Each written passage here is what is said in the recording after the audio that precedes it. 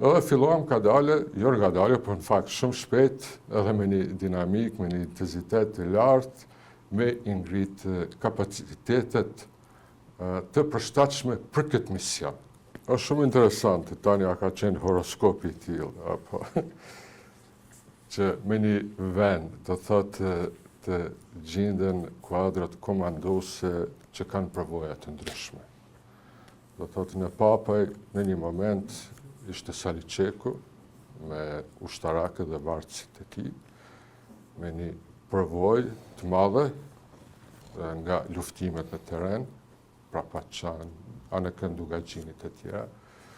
Ishin Rustem Berisha, Agim Ramadani, po ashtu, me një bagazh shkëlqyer ushtarak, luftarak, që po ashtu kishin kriju përvoja të ndryshme. Isha unë me njësinë time, që kishim informata, do thotë, për forcat serbe brezin kufitar, edhe ne praktikonim çdo mbrëmje takime. Do thotë në ora 8 fillonin takime që zgjatin deri ora 10, ndonjëherë edhe më gjatë. Edhe në këto takime ku ne raportonim për punën ditore, merrim detyra për të nesërmen, shkëmbenim informata, shumë e më shumë flitej për një organizim më profesional, që në rrafshin strategjik do të jetë betejë përfundimtare për çlirimin e Kosovës, në rrafshin operativ ndarja forcave serbe, posaçërisht në regionin e Dugaxhinit, dhe në rrafshin taktik kapja e objekteve, nëpërmjet të cilëve ne sigurojmë një lidhshmëri të bazave logjistike dhe bazave tjera të rekrutimit me njësitë e ushtriqimtarë të Kosovës në thellësi. Çdo mbrëmje, do thotë kjo ide materializohej shumë e më shumë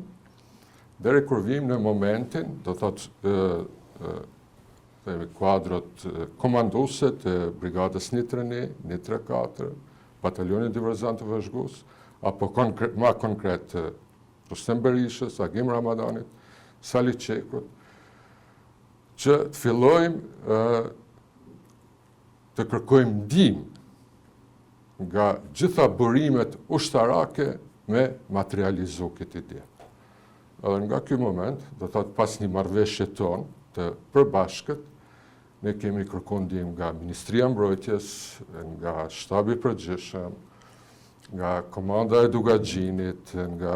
Komanda e Brigadës Baramcori në Baramcor, nga Komanda e Divizionit Kuksit, shumë autoritete, me shumë konsultime, derisa kemi arrit themi dritën e gjelbërt nga të gjithë përgjegjësit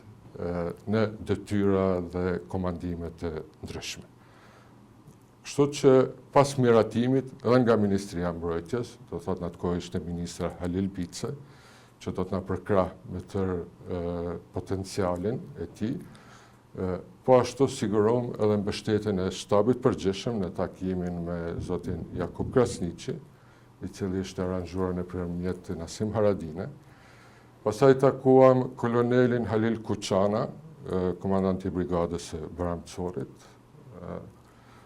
U dakorduam, morëm mbështetje edhe nga komandanti i divizionit të Kuksit, generali Kutuzlama.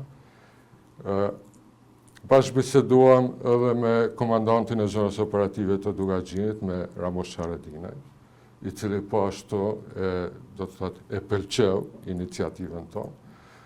Edhe filluam ka dale, jo nga dale, por në fakt shumë shpejt, edhe me një dinamik, me një intensitet të lartë, me ingrit kapacitetet të përshtatshme për këtë mision. Tani, ne flisim për numër të ushtarëve, për llojin e armatimit, për trajnimet e veçanta, deri tek përzgjedhja e lokacionit dhe momentit kur do të fillon ky aksion. Me të gjithë aktorët i kemi nda thuajse të gjitha informatat, por ka mbet në diskrecion të numrit të kufizuar të kuadrave të komanduese për vendin dhe momentin kur do të fillon